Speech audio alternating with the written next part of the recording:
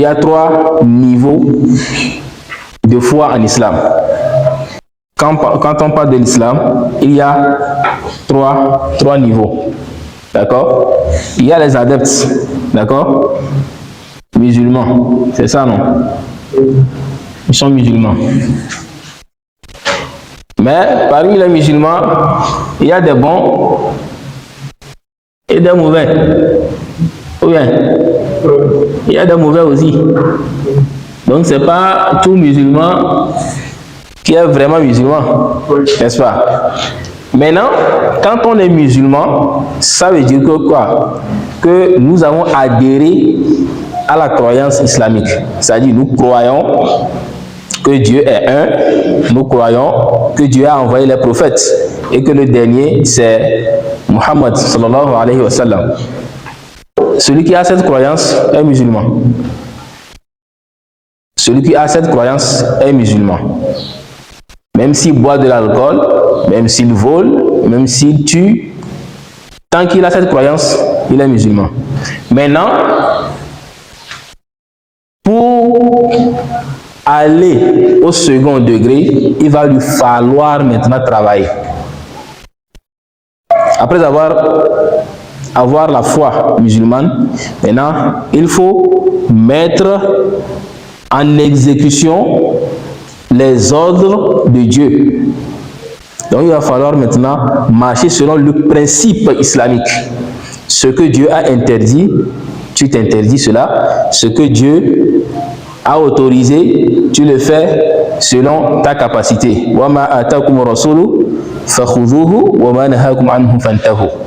Ce que le prophète sallallahu alayhi wa sallam vous a ordonné, faites-le. Ce qu'il vous a interdit, délaissez cela.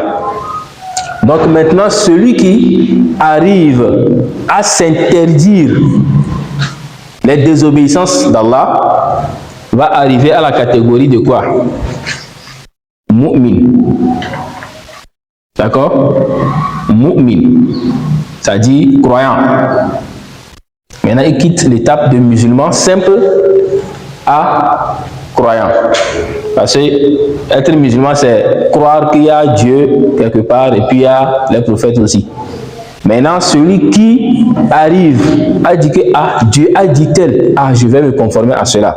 Le prophète a dit tel, je vais me conformer à cela. C'est lui qu'on appelle maintenant mu'min. Parce qu'il arrive à dominer ses passions pour ne pas tomber dans le péché. D'accord?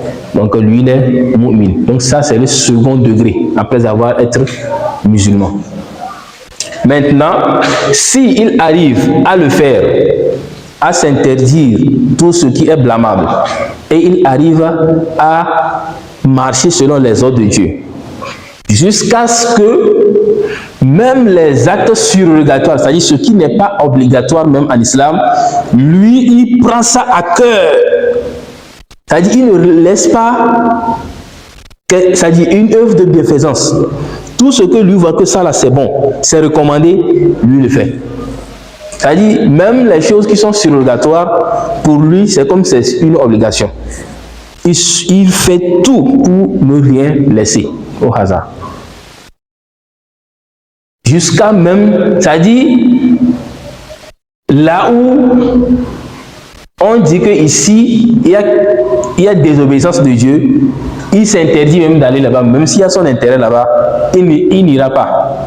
Parce que quoi? Il craint d'aller là-bas, voir quoi? Voir la désobéissance de Dieu être commis et ne pas pouvoir réagir. Jusqu'à même le péché le repigne. C'est-à-dire quand il voit le péché comme ça lui fait mal dans le cœur. C'est comme le hadith du prophète Muhammad sallallahu alayhi wa sallam, il dit Man ara minkum munkaran falyughayyir bi yadihi fa in lam yastati fa bi lisani fa in lam yastati fa bi qalbi wa dhalika adhafu al-iman. Le prophète sallallahu alayhi wa sallam dit celui qui voit une chose blâmable, une chose détestable, qu'il l'interdise par la main. Et s'il ne le peut pas, qu'il l'interdise par sa langue. Il n'a qu'à dire, n'a qu'à parler. S'il ne le peut pas, alors qu'il l'interdise, qu'il l'interdit par son cœur. C'est-à-dire qu'il n'a qu'à détester cela. s'il ne peut pas parler, s'il ne peut rien faire, il ne peut pas agir, alors qu'il se détourne de cela et détester ce fait-là. Mais le fait c'est-à-dire le dernier degré là, le fait de détester le péché par le cœur, sans pouvoir agir, parler pour interdire, ou bien agir par la main, c'est la foi la plus faible. Vous comprenez? Tu es parmi les pécheurs, tu les vois désobéir à Dieu, mais tu ne peux pas leur parler. Peut-être que tu as honte, parce que tu as dit, on dit que c'est moi, chaque fois c'est moi, chaque fois on dit que chez où, on va te donner un surnom. Tu as peur de ça. Ou bien peut-être ceux qui commettent ce péché, peut-être c'est tes supérieurs, c'est tes aînés. Tu ne peux pas leur parler. Là, quand tu le fais intérieurement, c'est la plus minime de quoi? De la foi. Est-ce que vous voyez? Mais ces gens-là, ça dit, le moumin, lui, là où il y a péché là, soit il interdit, soit il quitte le lieu. Lui ne veut même pas sentir l'odeur du péché même. Est-ce que vous comprenez?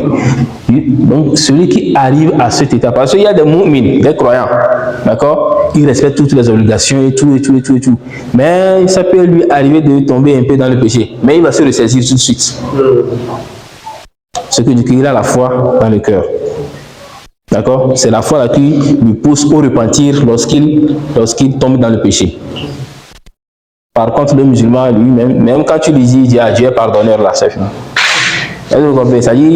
Il s'en fiche quoi. Quand il fait le péché, devant le péché, tu lui dis ça là, c'est pas bon. Il va dire, Dieu est pardonneur. Alors qu'il ne continue pas à faire le péché. Donc il n'a même pas l'intention de laisser. Mais le croyant, lui, dès qu'il tombe dans le péché, il se rend compte que ça c'est un péché. Tout de suite, il se repent et il se ressaisit. Ça, c'est l'attitude du mu'min, ça. Maintenant, celui qui ne veut même pas sentir l'odeur du péché, c'est-à-dire que lui ne veut même pas qu'on parle du péché même autour de lui. Il ne veut, c'est-à-dire à cause de ça, il peut même quitter son lieu. Aller rester là où il ne veut pas entendre ces genre de choses. Là, il arrive à l'étape de muhsin. Donc, ça c'est les 3 degrés ça, que nous avons ensemble. Il y a le musulman lambda qui est là, bon, quand il arrive à aller prier, mais quand il s'agit de faire le colportage, les médisances, tout ça, les jeux de hasard, tout ça là, il est dedans. Il boit aussi, il s'en fout. Pour lui, Inna Allah Ghafur Rahim, c'est tout. Avec il oublie que Inna Allah Shadidul Adab, Shadidul Iqab, Shadidul Adab. Il a oublié tout ça là. Donc, maintenant, celui qui arrive à respecter ça, il a la foi. Il atteint le degré de mu'min. Et celui qui, maintenant, arrive à surpasser encore ce niveau, va devenir muhsin.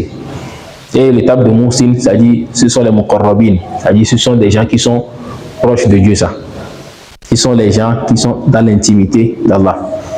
C'est que eux, chaque fois, c'est Allah. C'est-à-dire, eux, ils adorent Dieu comme s'ils le voyaient, quoi. Lui, quand il parle de Dieu, c'est comme s'il voyait Dieu. Quand il récite les versets de Dieu, c'est comme si c'est sur lui que c'est descendu. Donc là, c'est un muhsin, ça. Lui, il ne blague pas.